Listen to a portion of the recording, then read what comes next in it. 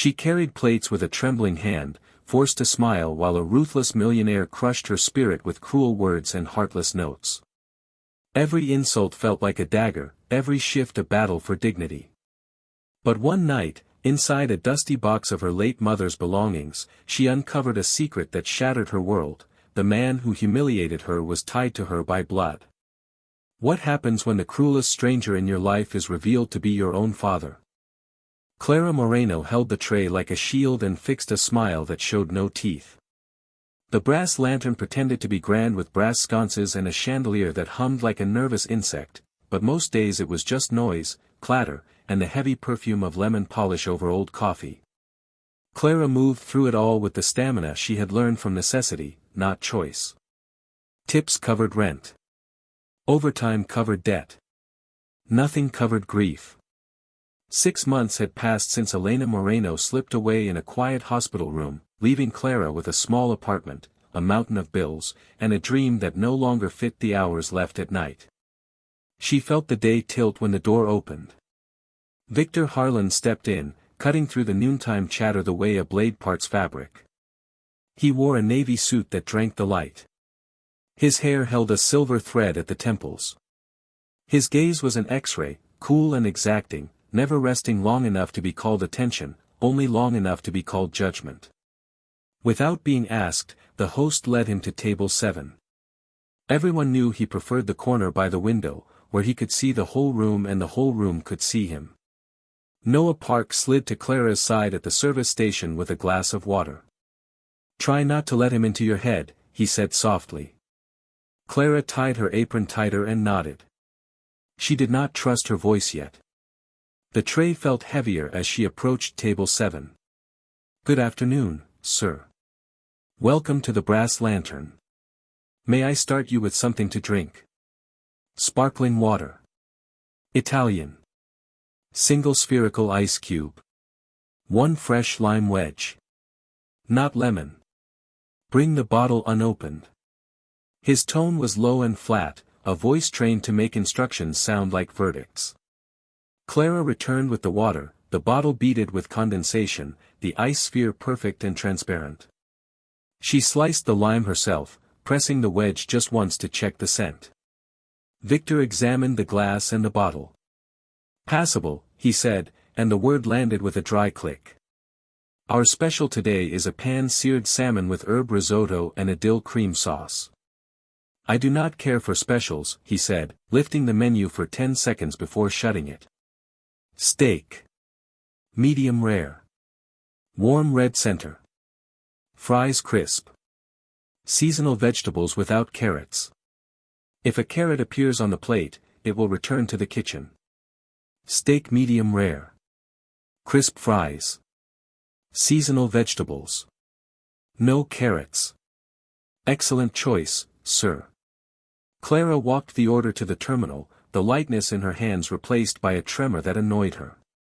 Noah leaned in. "He is worse on quiet days," he murmured. "Too much time to find flaws." She almost smiled. Almost. When the plate was ready she checked it herself.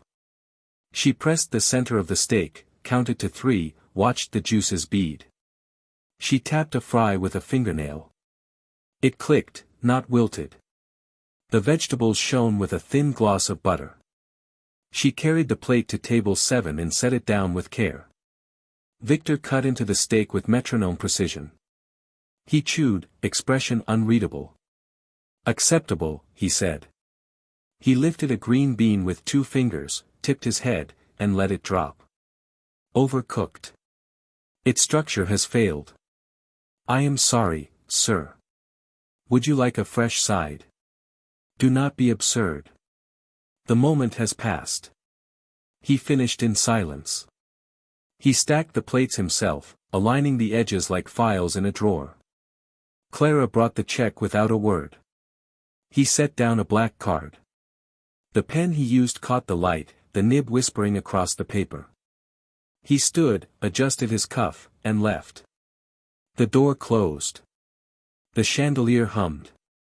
Clara lifted the slip. The total was neat. The tip line was a clean, bold 0. Beneath it, 4 angular words. Try a little harder. The letters looked carved rather than written. Heat rose in her throat, then in her eyes. She pressed her tongue to the roof of her mouth until the burn became breath. Do not look, Noah said gently. Toss it. He is not worth the ink. Clara folded the slip and slid it into her apron. She did not want it, but she needed to remember. She finished the shift with the steadiness of a metronome, never missing a beat and never hearing the music. When the last table cleared, she walked home with her coat collar high and her mind very quiet. The apartment smelled faintly of Elena's lavender soap. Clara stood in the hallway where the shadows were soft and still. On the top shelf of the closet sat a long shoe box sealed with yellowed tape. Elena used to call it the box of ghosts and would smile when Clara asked about it, a smile that said not now, not yet. Tonight the not yet had run out. Clara pulled a dining chair into the hallway, climbed, and slid the box down with both hands. It was heavier than it looked. She set it on the rug and sat cross-legged. The tape lifted with a slow sigh. Inside lay old records, a scarf, a small journal bound in velvet, and tied bundles of photographs that looked like fragments of light caught on paper. Beneath them something silver glinted, round and smooth, etched with intertwined initials she could not yet read in the dim hall. She drew a breath and reached into the box. The silver locket was cool in Clara Moreno's hand, its weight heavier than its size allowed. She brushed a thumb across the engraved initials, 2 letters curled into each other like vines. S and V. The clasp gave way with a soft click. Inside were 2 tiny photographs, preserved in miniature frames. One was of her mother, Elena Moreno, hair long and dark, eyes alive with a youthful fire Clara had almost forgotten. The other was of a man Clara had never seen before. His expression was softer than she expected, almost tender, his eyes bright with a confidence that seemed to look straight through time. She set the locket aside and untied the first bundle of photographs. A younger Elena smiled from beaches and city streets, her laughter frozen in still frames. In some pictures, the man stood beside her, his hand draped across her shoulder, his gaze fixed not on the camera but on her. Their closeness was undeniable. Clara's throat tightened. Her mother had never spoken of him. Not once. Whoever he was, he had belonged to Elena's life before Clara was born. Clara opened the velvet-bound journal. The first pages held neat handwriting in Italian, her mother's native tongue, filled with hope about arriving in America. Later entries shifted into English, recording late nights at work, learning the language, and the excitement of youth in a new city. Then, halfway through the journal, the man appeared. October 12th. V gave me a locket today. He said it means Sophia and Victor always. He has such dreams, and he swears he wants me beside him when he reaches the top. Clara froze at the name. Victor. She whispered it aloud. It echoed in her chest like a hidden chord suddenly struck. She flipped to another entry. May 21st. We fought again. I said he was growing cold.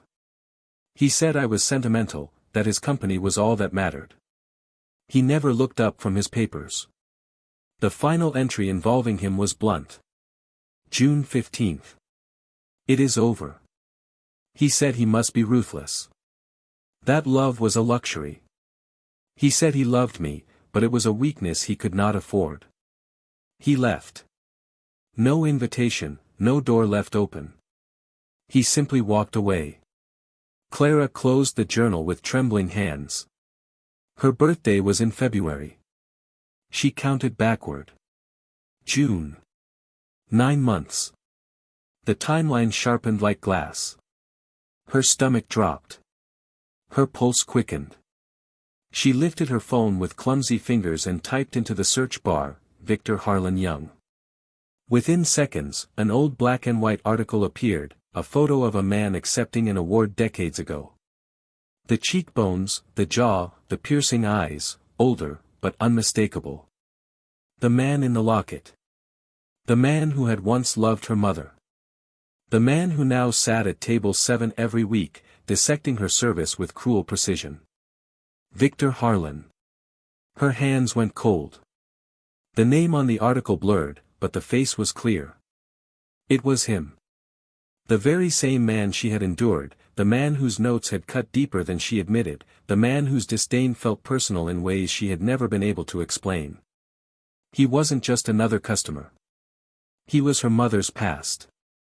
He was the missing piece of her own story. He was her father. Clara dropped the phone, the clatter echoing in the silent apartment. She pressed her palms to her face, but the images would not leave, Elena's hopeful handwriting, the man's arm around her mother, the locket engraved with their initials.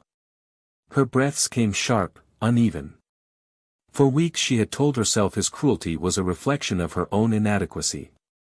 Now it was something far worse. Every dismissive glance, every calculated insult had come from the man whose blood she carried. She stumbled to her bed and lay staring at the ceiling, the room spinning. Her mother had never told her. Had she kept it hidden out of shame, or protection, or love? Clara's chest ached with questions. Did he know? Had he ever suspected? Or was she just another ghost he had buried beneath his empire? The night stretched long and restless. Dreams came fractured, collages of her mother's smile melting into Victor Harlan's cold eyes, the locket turning heavier until it dragged her into darkness. She woke before dawn, the journal and photos scattered across the floor like shattered glass. The locket lay against her chest, the chain twisted around her neck. She gripped it with a trembling hand and whispered to herself, he cannot know. He must not know. Not yet. When morning came, the world outside carried on as usual, traffic honked, the city yawned awake, but Clara felt split open. She moved through her routine as if underwater. Coffee brewed.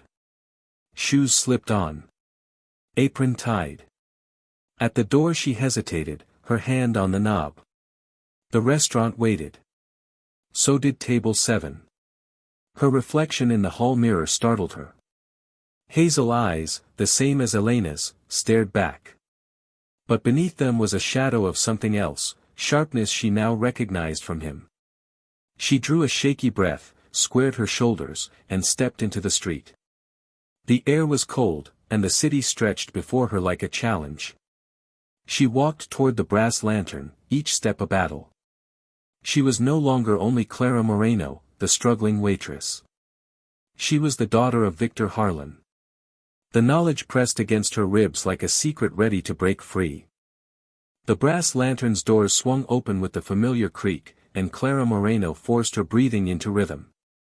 The clatter of dishes, the chatter of patrons, and the hiss of the espresso machine usually blended into background noise, but today every sound seemed sharpened.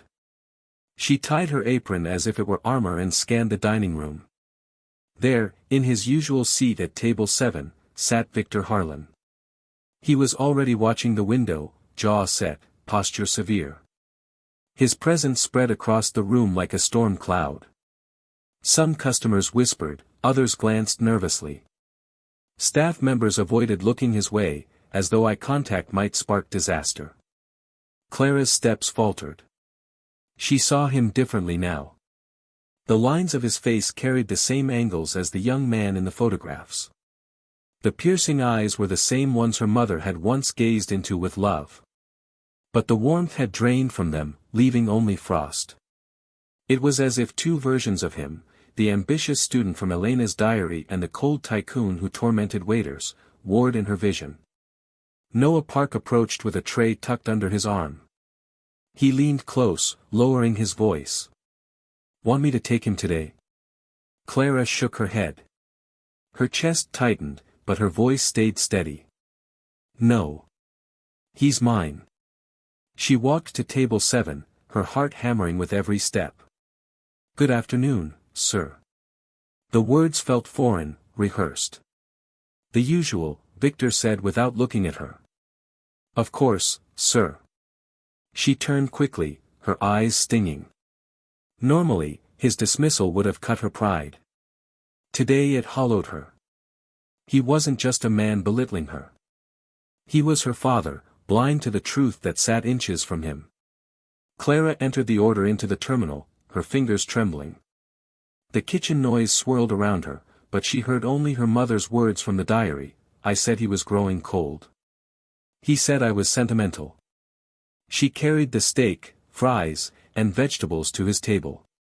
As she placed the plate down, her thumb brushed the rim of the hot ceramic. Victor recoiled sharply. Please be careful. I don't want your fingerprints on my plate. The words hit her like a slap. Her fingerprints. His daughter's fingerprints.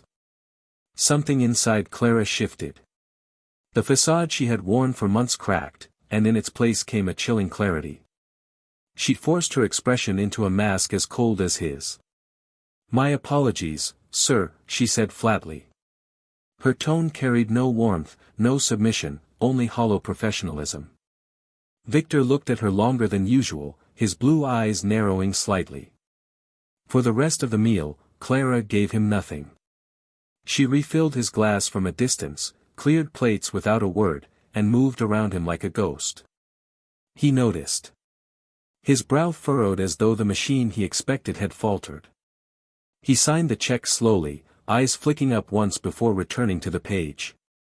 Clara dropped the slip in her apron without glancing at it. She already knew what it would say. Later, when she opened it, her guess proved correct, another zero, another sharp note in his unmistakable hand. An improvement. Silence is golden. Clara folded the paper neatly, slipping it into the same pocket where the locket rested. The words no longer stung. They were evidence. Proof of the man he had become, a man her mother had once loved and chosen to leave behind. That night in her apartment, she laid out the photographs, the diary, and the receipt side by side. It felt like a puzzle with too many missing pieces. She saw her mother's youthful smile, her tender words about Victor Harlan, and then Victor's cruel scrawl commanding silence. How could they be the same man? Her dreams were restless again. Victor's face blurred into her mother's, the locket grew heavy in her palm, and her mother's voice whispered, "He chose ambition over me." Clara woke with sweat on her forehead and a dull ache in her chest. The days that followed became a grim routine. Victor came on Tuesdays and Thursdays without fail, and Clara served him with icy efficiency. Each encounter deepened the rift inside her. She hated him, yet she was drawn to him, her mind restless with questions he didn't even know existed. Did he remember her mother's laughter? Did he know about her at all? Or had he buried Elena Moreno so deeply that even her daughter was invisible? Clara's reflection in the restaurant's kitchen window startled her one afternoon. Hazel eyes ringed with exhaustion stared back. She traced her jawline with one finger and whispered to herself, "You came from him." The words felt like a curse. Her patience cracked on a rainy Thursday when the kitchen ran late with his order. Victor looked at her with icy contempt. "Is the cow being slaughtered to order?" he asked. When the food arrived, steaming hot, he claimed the fries were cold and sent them back. His note on the receipt that day cut deeper than the rest, perhaps a career requiring less precision would be more suitable. Clara walked home drenched in drizzle, her mother's diary pressed to her chest inside her bag. The words stung because they pointed to her deepest fear, that her dream of becoming a designer had already slipped beyond reach. She reached her apartment, dropped the bag to the floor, and leaned against the wall until her legs gave out. Tears slid down her face silently, mingling with the rainwater on her cheeks. In the silence, the locket rested against her skin like a brand. The truth inside it could not be undone. Rain still tapped against the window when Clara Moreno reached for the velvet-bound journal once more. Her hands shook as she opened the fragile pages. The ink had faded slightly, but Elena Moreno's handwriting was strong, every loop and flourish alive with her spirit. Clara read in silence, her heart heavy with each line. March 4th. Victor was supposed to meet my friends tonight. He cancelled for another event. He said those people mattered, that this was the foundation of his future. I wanted to ask if I mattered. But I didn't. Clara traced the words with her fingertip, imagining her mother younger, her smile dimmed by disappointment. She turned to another entry. May 21st. We fought badly. I told him he was becoming cold. He told me I was being sentimental, that I did not understand the pressure he carried. His eyes were on his papers the entire time. Not once on me. The words cut like glass. Clara could hear Elena's voice in them, tender yet aching. Then she found the final entry, sharp as a knife. June 15th. It is over. He said he needed to be ruthless. That love was a luxury. He said he loved me, but it was a weakness he could not afford. He left. No invitation, no door left open. He simply walked away. Clara shut the diary with a snap, clutching it to her chest. The ache inside her deepened. She checked the dates again. The breakup in June. Her birthday in February. The math was undeniable. Her mother must have discovered the pregnancy after he had already left. Alone in a new country, Elena had chosen to raise her child without ever telling him. Clara sat on the floor, the journal heavy in her lap. Tears blurred the ink as she whispered aloud, she did it all on her own. She shielded me from him. She gave me love, even when life gave her nothing. The realization flooded her with gratitude and grief. Elena had protected her, perhaps even from the very cruelty Clara now endured twice a week at table 7. But questions gnawed at her. Did he know? Had he suspected? Or had he buried Elena Moreno so deeply that her very existence never crossed his mind again? Clara's fists tightened around the locket chain. Rage burned low in her chest, steady and quiet. The next morning, she tied her apron and walked into the brass lantern with a face of stone.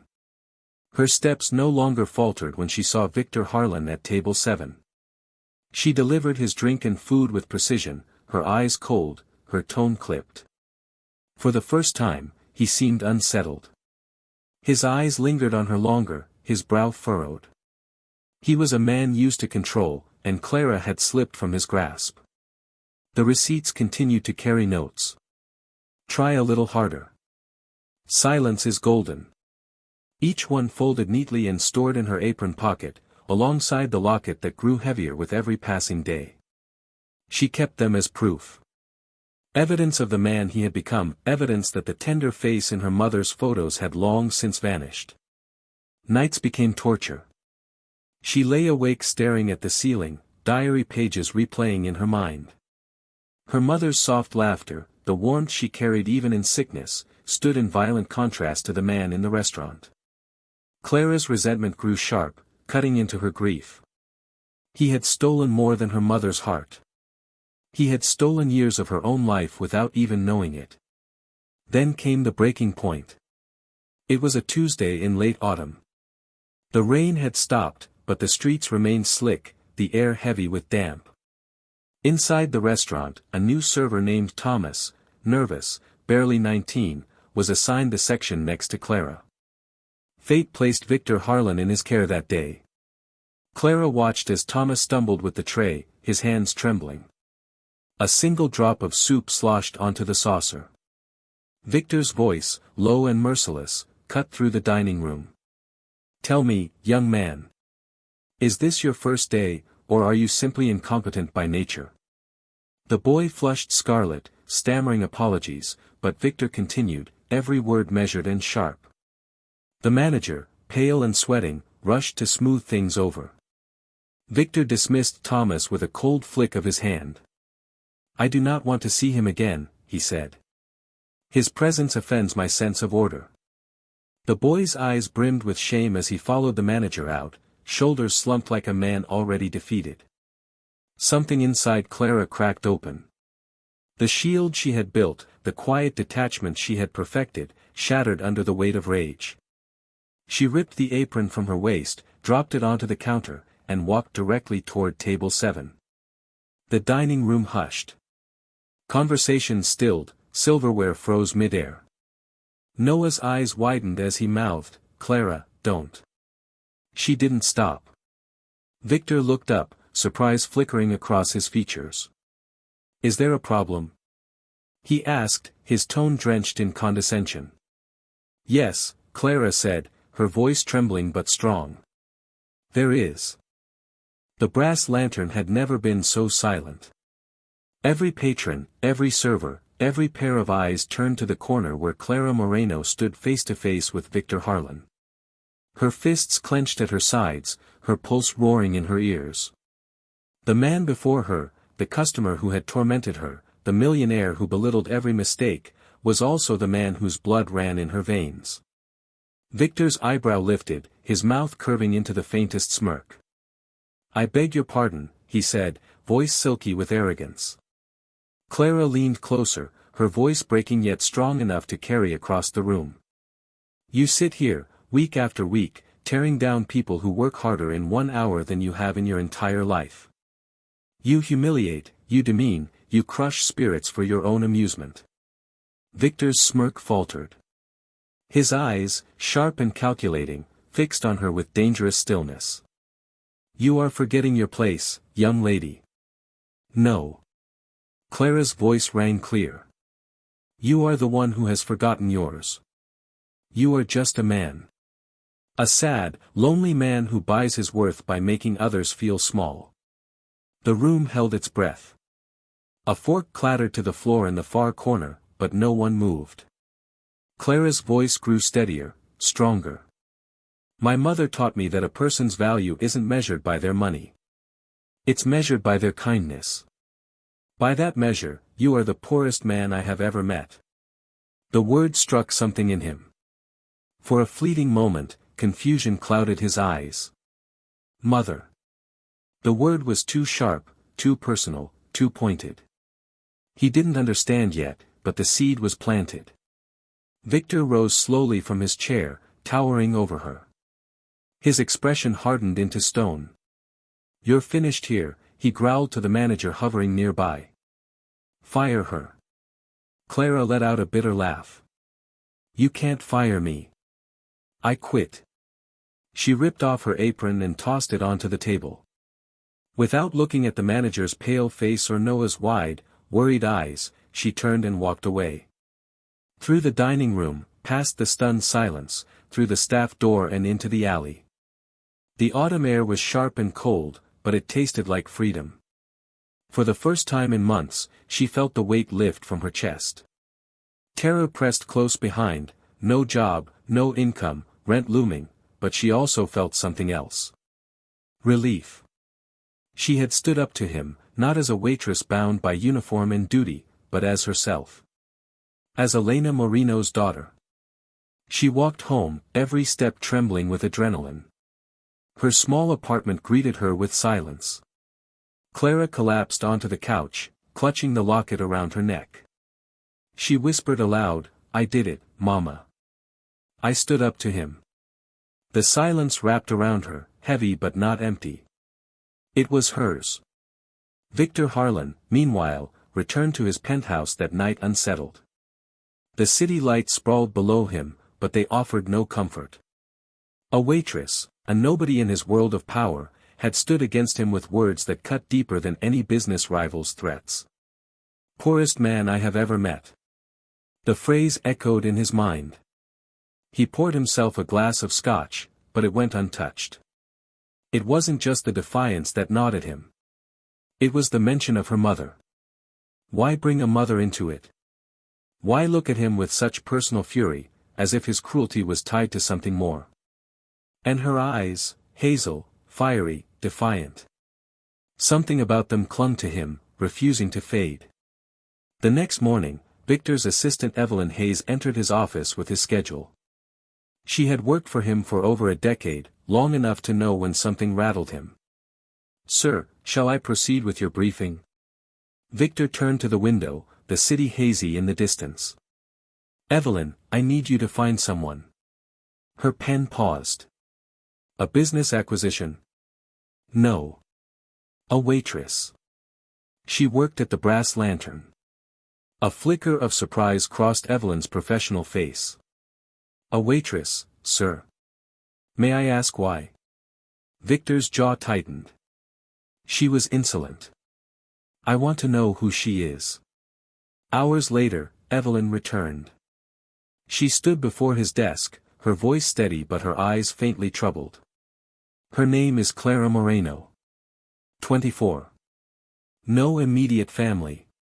Her mother, Elena Moreno, passed away earlier this year. Victor froze. The name slammed into him like a blow. Elena. A name he had not heard spoken in decades, buried under ambition, buried under his climb to power. His chest constricted. Elena Moreno had a daughter. 24 years old. The timeline clicked together with brutal precision. The glass of scotch on his desk trembled as his hand shook for the first time in years. Evelyn's voice softened. Sir, are you all right? Victor's world tilted. The waitress who had defied him, the girl whose eyes pierced him with uncanny fire, was Elena's child. His child. The truth left him pale, trembling, suffocated by guilt. He had humiliated her, insulted her, crushed her spirit with careless cruelty. His own daughter. Get me her address, he said hoarsely. The knock came like thunder against Clara Moreno's fragile peace. She and Noah had spent the evening surrounded by packing boxes, the locket on her chest heavy as stone. She had just told him everything, the photos, the diary, the man in the restaurant, and Noah had listened in silence, his loyalty quiet but fierce. He had brought pizza, though neither had eaten much. Then came the knock again, louder this time. Clara's stomach dropped. She peered through the peephole. Victor Harlan stood in the dim hallway, his perfect suit and polished shoes looking absurdly out of place against peeling paint and flickering light bulbs. Her breath caught. He looked older, smaller somehow, stripped of the untouchable aura he carried at table 7. His eyes searched the hallway like a man lost. Noah stood quickly. Want me to get rid of him? Clara's heart screamed yes, but her mouth whispered no. She unlocked the door with trembling hands and pulled it open. Victor's eyes met hers, and for the first time he truly looked at her. No restaurant. No waitstaff uniform. Just Clara, her mother's eyes staring back at him. His voice broke. You have her eyes. Clara's anger surged up like fire. My eyes, she said, her throat thick with grief. I have her strength, too. The strength to survive without you. He flinched as though struck. I didn't know, he whispered. Elena never told me. I swear to you, I never knew you existed. Would it have mattered? Clara's voice trembled but stayed sharp. Or would I have been another distraction from your ambition? Victor's reply cracked with emotion. Yes. God, yes. It would have mattered. It would have changed everything.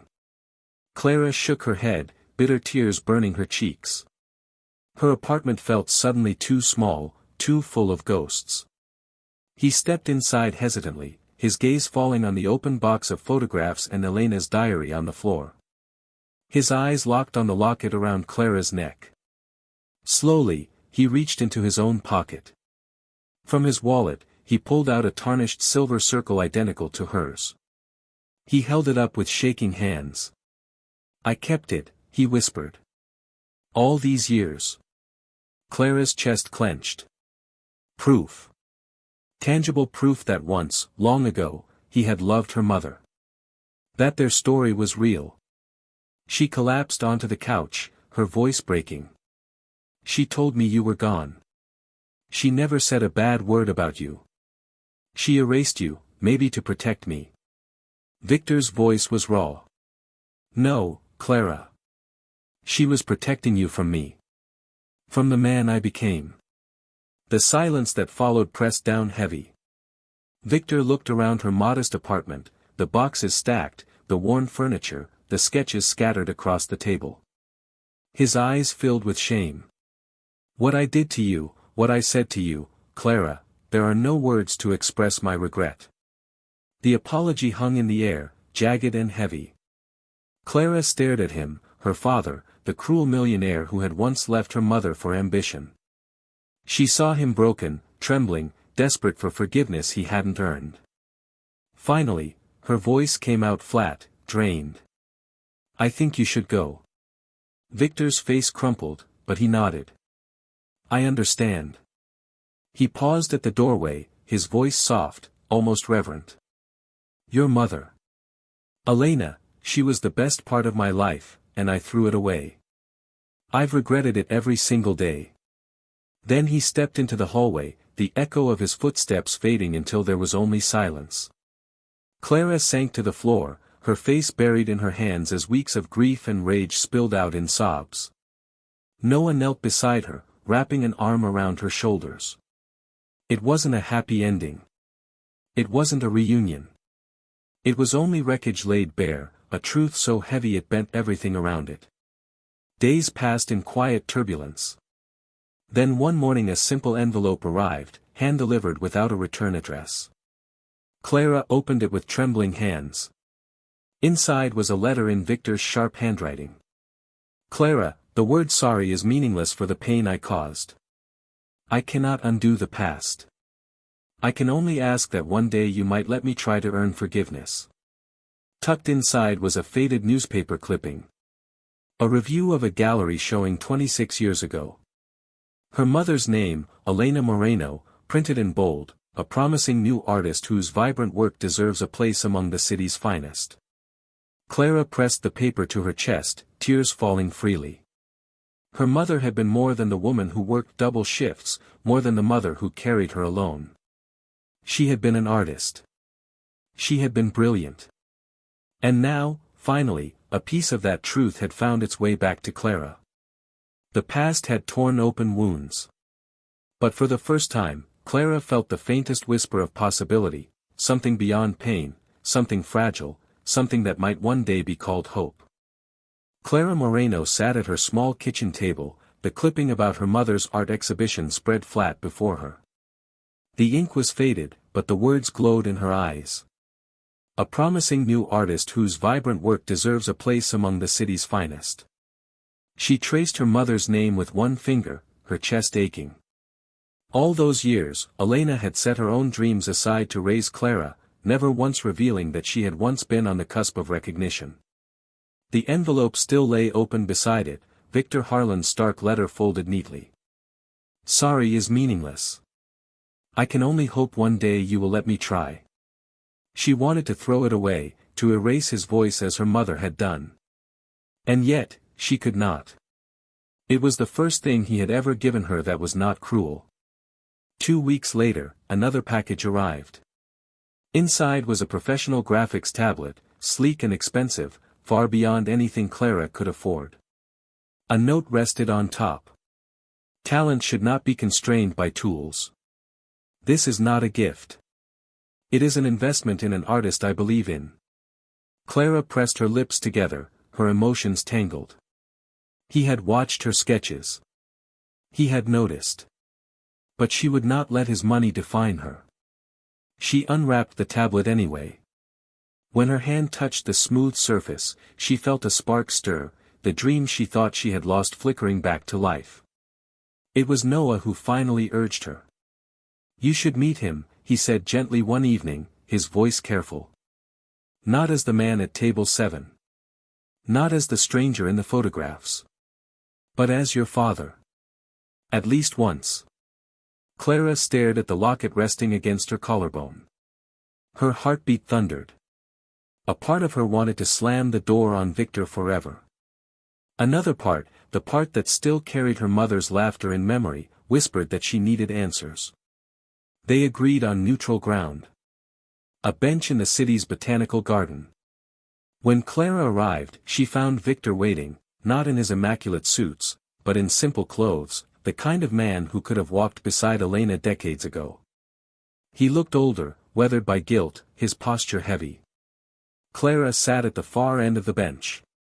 For a long time, neither spoke. The sounds of birds and the distant fountain filled the air between them. Finally, Victor's voice broke the silence. "Your mother was extraordinary," he said softly. She saw color where others saw gray. She anchored me when my ambition wanted to tear me apart. Clara's throat tightened. She stared at the ground, her voice quiet. She raised me alone. She shielded me from you. She never told me your name. Victor closed his eyes briefly. I deserved that. I left her. I thought I was choosing success. But I was choosing emptiness. For the first time, Clara heard not arrogance, but regret. She lifted her gaze and studied him. The sharp jawline was the same as in the photographs. The piercing eyes were the same, though now dulled by remorse. He wasn't just the cruel man at table 7 anymore. He was also the boy who once gave her mother a locket and promised forever. Tell me about her, Clara whispered. Not as you remember her leaving. Tell me about her living. And so he did. He told her about the university library where they met, her hair falling across her face as she shelved books. He told her about her laugh, how it burst out like sunlight, and about her paintings, the way she would lose hours to color and brushstroke. Clara listened, tears spilling unchecked. When it was her turn, she shared her own memories, the lavender soap, the warmth of her mother's hugs, the whispered encouragements late at night when bills piled high. The hours passed in fragments of stories, stitching together a fuller picture of Elena Moreno. For the first time, Clara and Victor were not waitress and millionaire, not stranger and tormentor. They were two people bound by grief, piecing together the memory of the woman they had both loved and lost. When the sun dipped low, Victor stood. I cannot undo the pain I caused, Clara. I can only walk beside you if you let me. Step by step. Clara's jaw tightened. She didn't offer forgiveness, not yet. But she also didn't walk away. Her silence was not consent, but it wasn't rejection either. As she left the garden, the locket heavy against her chest, Clara knew the path ahead would not be simple. But for the first time, she felt the faintest possibility that it was a path she could walk. Winter crept into the city, the kind that painted windows with frost and turned every breath into a cloud. Clara Moreno walked briskly down the street, her sketchbook pressed to her chest beneath her coat. She had begun to draw again, filling page after page late into the night, the new tablet from Victor Harlan both a temptation and a tool. At first she had resisted, telling herself she didn't want anything from him. But the more she sketched, the more she realized the device wasn't his, it was hers now, a way forward, a spark rekindled. Weeks after their meeting in the botanical garden, Clara applied for a junior designer position at a small creative agency. Her portfolio, pieced together in long, exhausted nights, carried the weight of her determination. When the call came that she had been hired, she wept silently at her kitchen table, the clipping of her mother's old exhibition lying beside her. She had done it, not through his wealth or his name, but through her own resolve. Victor knew of her success, though not because she told him. Evelyn Hayes, his assistant, quietly kept him informed. When he heard the news, he said nothing aloud, but for the first time in years he felt pride, not for an achievement he could claim, but for one that belonged entirely to her. He stayed away, resisting the urge to smother her with his presence. Instead, he acted in quieter ways. A month later, Clara received another envelope. Inside was a single page announcing the launch of a new foundation, the Elena Moreno Fund for Emerging Artists. Its mission was to provide grants for young women pursuing careers in art and design. At the bottom of the page, in his precise handwriting, Victor had written, "Her light should guide others, even if I failed to protect it." Clara stared at the page for a long time. Her throat tightened. It was not forgiveness, not reconciliation, but it was something, a gesture that honored her mother, and in a strange way, honored her too. She folded the paper carefully and placed it in the box with the diary and photographs. Their relationship unfolded cautiously, like two people learning to walk across thin ice. There were no grand declarations. Instead, there were small, tentative steps. A coffee shared at a quiet cafe, where Victor listened to Clara describe a new project at her job. A visit to a museum, where he spoke softly about how Elena had once lingered in front of the same paintings. Short phone calls where silence filled the spaces between words, but neither hung up first. Clara remained guarded. The years of cruelty at table 7 were not easily erased. But she saw effort where there had once been only arrogance. And slowly, the distance between them shifted from hostility to something unfamiliar, possibility. On one late afternoon, they returned to the botanical garden. Victor walked slower than usual, his shoulders no longer rigid, his eyes softer. They sat on the same bench, the winter air crisp around them. Clara pulled her coat tighter, glancing at him. "You've changed," she said quietly. Victor's lips pressed into a thin line. "No, Clara. I'm only beginning to see what I should have seen long ago." She turned away, her eyes on the fountain where the water had frozen into delicate shapes. "I don't know if I can ever forgive you." He nodded once. "Then don't." "Not yet. Just let me be here." The words settled in the air, honest and unadorned. For the first time, Clara believed him. The month stretched forward, filled with fragile beginnings. Clara poured herself into her new job, her art blooming again with colors she thought she had lost. Victor continued his quiet gestures, never demanding, never rushing. And slowly, painfully, they began to carve a new space between them, not as millionaire and waitress, not as tormentor and victim, but as father and daughter trying, step by careful step, to rebuild what had never existed. It was not a happy ending, not yet. But it was real. And as Clara sketched beneath the glow of her lamp one night, the locket warm against her skin, she realized that sometimes the most powerful stories were not about endings at all. They were about beginnings. Fragile, imperfect, and uncertain. But beginnings all the same. This story reminds us that wealth and power mean nothing without kindness and compassion. True value is measured not by how much we own, but by how we treat others. Even the deepest wounds and hidden secrets can lead to healing if we choose humility, forgiveness, and love over pride and cruelty. This is a fictional work, carefully crafted to feel realistic so that meaningful lessons can be drawn from it.